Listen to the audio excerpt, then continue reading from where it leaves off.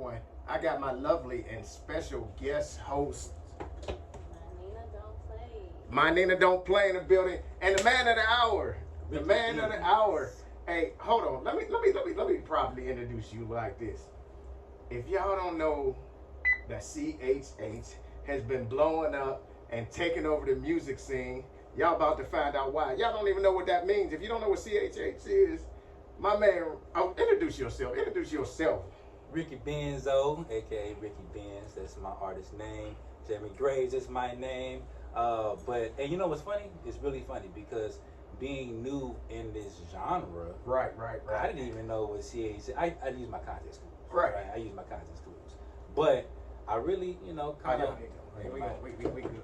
I really found out really what that was, and it's Christian hip hop. Christian hip hop. So I mean, there's like, for me, there's great CHH artists out there. D1. Absolutely. You know, there's a bunch of them now, and it's the thing that is the way your music is. If you're not paying attention and you're not listening to words and you're not lyrical, you might not catch it. Right. But then you getting some soul food. You know what I'm saying? They getting soul food and they ain't even paying attention. Then they gonna be like, oh man, like yeah, because I was playing a little bit, you know. And this one girl started twerking. I was like, oh, now, you know what? No, you better pay attention to what you twerking. She's like, well, this is fine. And I was like, okay. So what made you start into music? Let's start back. What made you start into music, doing music? What made you want to pick up a mic and get into this game, even back in the days before you started into that realm? Well, I would say my heritage starting off. My family's from New Orleans. Okay. My dad's from New Orleans. My mom's from Lake Charles. So I would definitely 100% say that it was instilled to me at birth. I think around 3 years old, I started playing the drums. And it started with that. My uncle wrote sheet music for Texas Southern. Okay. My dad plays the saxophone. My other uncle played the double bass. Like, it was just ingrained in that band culture of New Orleans. Like, they all play instruments. Right. So I think just from young, it was already instilled in me. It started with Michael Jackson, Stevie Wonder.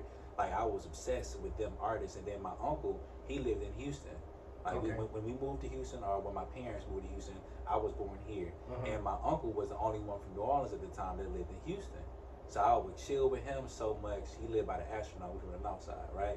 And I remember spending so much time with him, and he would play his trumpet, and he would talk about the band, and he got me into the beats. He got me into the beat culture first. Right. And then my dad with the saxophone, and my dad with, Michael Jackson, Stevie Wonder. So I think the love for music is where it started. Before it got to rap, before it even got to rap, the love of music was ingrained in me, and I started playing the drums. And it didn't last that long. Okay, right. It didn't last that long. And I can tell you how I transitioned into rap, but it started with that love of good soul, good funk music. Okay.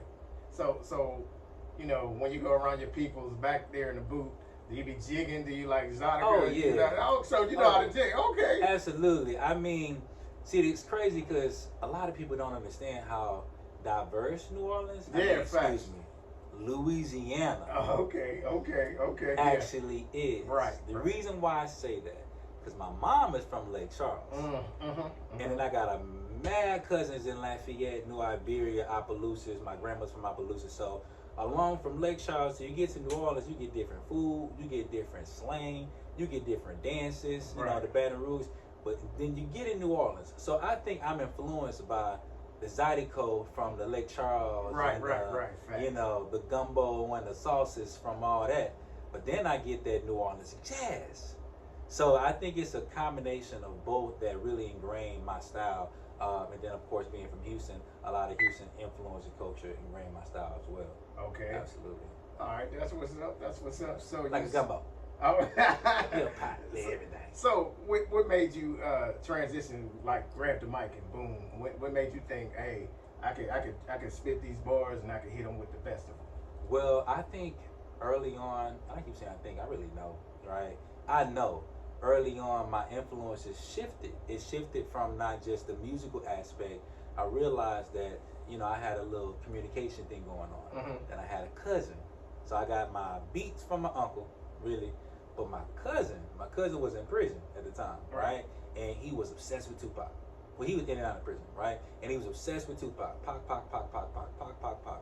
But he was a deep intellectual speaker. He was always deep. Every time he talked, it was poetic. Right. So he would send me lyrics from jail.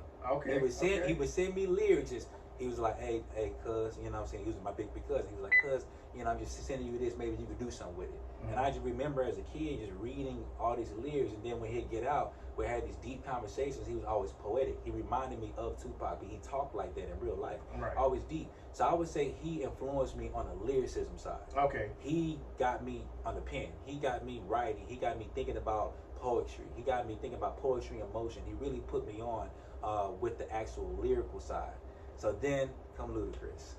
Ludacris is my favorite artist. Day one, wanted to be just like Luda. It was Luda. Nothing else. Oh, that's Luda. my favorite. That's one of my I goats. wanted to look like I had the big fro. Yeah. I had the braids. Yeah. You know, the whole light skin thing going on. I was like the punchlines, just like that. You know what I'm saying? He was animated and he was funny. Right. And man, he was just that guy to me. So that's how it started. It started again with that funk and the rhythm. I think that's where I get the beat side of things from. But then when Luda came and really presented, like I don't know, it was like he brought music to me in a way that it was rap, but it wasn't like just Southern Houston slow. He was animated. Right. And I was animated when I was young. So that's really how it started. And I connected the dots. I was like, oh, I can rap. And ever since then, it was rap. Right. It was freestyles. It was knocking the beats, you know, on the table. On the lunch table. On the lunch table. Yeah. And it was all throughout high school, all through middle school. I mean, all throughout, it was just rap. Rap. Right. That's how I transitioned into a rapper. So you started that early. But give me that one moment in your life where you was like, you had that mic in your hand. And you was like, man, this is really for me. I know I can do this. What was that one moment? 5th grade. Okay. 5th grade. I remember like it was yesterday. So I always rap, you know, and I was kind of ahead of my time. And I think that's because of my influences of my uncle and my cousin, right? Mm-hmm. He was much older than me. So I think I was already ahead of my time with the lyrics and stuff like that, right? So people knew I could rap, but the whole school didn't really know. Right. And I never forget, we had this like program. And it was one of them like, it wasn't a talent show. It was an actual scripted program, and in one of these parts, they had a rap. Right. But we was kids, so they didn't think nothing of it. I remember sitting in the gym, and they was like, "Man, we got this rap part. Anybody want to do it?" And it wasn't the '90s, but it was like '90s style, kind of, right? Like the jump kind of style, right? Yeah. Man, my hand flew up so fast. They were like, "Anybody want?" I was like, "Me." And back then, I mean, I'm still this way, but back then I was super. Like, I want to be in front of the stage. I want everybody to see me. I used to do dance competitions. I did the talent shows. I wanted everybody to look at me. If I had a spotlight, if I could walk around with a spotlight in my hand just to make sure people see me, that was me. So this was a prime opportunity for me to showcase what some people knew, but not everybody knew, on stage in front of everybody, in front of the whole school, 1st grade, 2nd grade, 3rd grade, 4th grade, 5th grade, the parents, the principal. I was like, that's it. And I never forget, that's when I really made it a point to be like, I really, really want to do this. And I really want to shine. And I want to dress a certain way that I'm the center of attention. And I want to do great. And I want everybody to know that I rap. And that right there is the moment where I knew that's what I really wanted to do. For sure. You got through that fear of being nervous, really? Oh, yeah. I mean, I'm going to be honest with you. I was never nervous. Not a day in my... You must be singing and dancing around the house. Not a day in my life. My whole life, I've been very outgoing, very extroverted, very talkative, not afraid of that aspect of things, which is crazy because I teach communications for a living, which is wild because I didn't see that coming. But now I think about it, it makes sense. Right. Like, I used to talk all the time. I didn't think that I'd be teaching as a professor, at Texas Southern, doing that. But it makes sense. Right. It never makes sense because I've always been a talker. But that was the first opportunity that I had to. Because it was always inside, but that was like the first opportunity. Like, look, y'all, look at me. Like, I rap, I talk, I'm not shy. Like, hey, y'all, hey, everybody. And I think that's what broke through, where people could see, like, oh, yeah, he's really like that. So since you brought it up, the TSU portion of it, you teach communications and all that. So I remember when you came in, you was recording here. Thank you for doing your project here with us at the Lyric Studio. But when your students found out, how did they take it? Because I mean, you're not the average. Like you know, but you're a professor that can go in there and body his students. So how did they take it when they found out like it's real? Like it's funny because I do this every semester and I do it on purpose, right? A lot of people tell me, once you get your students to follow you, once you get your students, because I mean, I teach like 7 classes. Okay. So, and this is every semester. Think about it. It's a college. It's a platform, and it's a pretty big college. So, it's people all over America really coming to Texas Southern. You could be from Detroit. You could be from Chicago. You're not just from Houston, right? And I told them this was my response. Well, first I got to earn my respect as a professor. Right. Facts. I'm not in there to be a rapper, to be this big music person, even though I am. I want to earn my respect first. So I walk in there with my suits, I am cool, but at the same token, I demand respect, and they give it back. So I always tell people, you just wait till after midterms. Oh yeah, you just wait till they get a little, once I get my respect down. And it's funny because I like this. I always tell them first day of class, I tell them I rap. I tell them I do music. But they don't take me too serious. Right. They be like, okay, you look a little young, so maybe, but they're expecting something that's not. Right. Like that. So it's funny. So about around this time, because midterms was last week. Right. Yeah. Around this time, I start just sneaking and sliding in there. Like we'll watch something, a video, and then I just put one of my older videos on, or even my new one, or whatever. I put it on.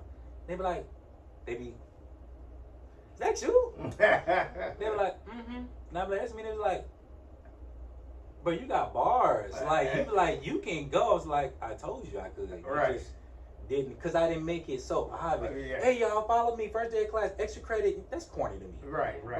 I actually know people that's done stuff like that, and it's just weird to me. It's like, dude, don't do that. Right. And I think it's better when it's organic. When they actually find out in the time they're supposed to, they actually respect it more. They be like, wait a minute. So you're the same person that will fail me if I play around, but you're cool enough to do that. Man, I like you even more. Right. And I feel like they actually apply themselves more because now they can see somebody that they respect, that kind of looks like them, that's older than them but not too old, and not younger than them but not too far from them. And then they see me rapping and doing stuff like that. They be like, man, I kind of want to do what you doing. Maybe I could teach one day because I can still rap. I can still be cool. I can still do that. Right. And that's what I love about it, is that shock factor. Right. But also that respect. So that's why, and that's how I do it. So around now is when it's starting to leak. Right. You gonna follow me now. We finna get up out of class. You can follow me. You can listen to some songs, and then I get the same reaction. I actually enjoy seeing it. Right. I like watching their face. Like, told you. Yeah. So a byproduct of that is, I'll be watching you, I follow you and all that stuff. But I know my name don't play. She has her own fashion designer. Right. She has her model institute. Right. But a lot of people comment on your drip. Like you be saucing it up. Like did you know that was gonna be like a factor in all of this? Because you be doing it. Your photos is crisp, everything. That kind of just started. And it's crazy because I've never been like a super fashion person. I'm like, all right, I got a photo shoot. Let me go to the gallery. Right. That's really how I dress. It's like, but the more photo shoots I have, the more stuff I'm gonna buy. Right. Because that's kind of how I do things. Like I got a show somewhere, or I'm going out of town, or it's my birthday, or it's homecoming, whatever certain event it is. Then I'm gonna go to the mall and buy some clothes, right? But I realized recently, I was like, hey, it's kind of hard. Like, right. Not even just that. Like, I kind of like it. Right. It's weird. It's like, it ain't never been. This is new. I promise you. This is like this semester fresh new. And it's crazy because I'm getting older, not younger. But I'm like, put that on. You know what I'm saying? And plus, another thing is basically what I said about the music. I try to put myself in certain positions to where my students can understand that I'm just like them. Right. But I have to do it in a way to where they keep the respect, but also understand that I'm not lame or I'm not chasing my dreams. Like, okay, cool, I teach. I absolutely love teaching, but I'm still a mega star in my head. Right, you know what I'm saying? Right. Like, trust me, I'm trying to be on that TV screen, walking at the red carpet, and still teaching. Like, oh, don't get it twisted. Right. But I'm doing it on purpose because I want to influence them. And so they can understand to keep chasing your dreams and you can still have a job as long as it's your career. Yeah. As long as something you like to do, you're something you passionate, enjoy love. to do, Yeah, then right. you can really do both. A lot of people say you can't do both. Well, I'm flexible. Right. You know, my schedule is flexible. And I'm literally working in the same school that pushed me as an artist. Graduating from entertainment recording and industry management. Mm-hmm. That's the entertainment field. Right. Masters in radio, television, and film. Mm-hmm. And all my colleagues were once my professors. So if I tell them that I'm going to the Grammys, they're going to please go. Go. And we're going to have the cameras on you because you are a walking example of what this program looks like, where you can graduate, give back by teaching, and still do what you need to do in your career. Oh, we support that. We need people like you to show that Texas Southern is creating this atmosphere. So that's why I do what I do, why I love what I do, and boys ain't stopping and letting up on no gas with this music or entertainment or TV. Nah, they need to be flipping the channel, getting their hair, then in the beauty shop like, is that Mr. Gray? Yep. That's Mr. Graves right there. Then I might be right back in class next week talking to you in person. Right. So that's why I do. And that's, so to answer your question,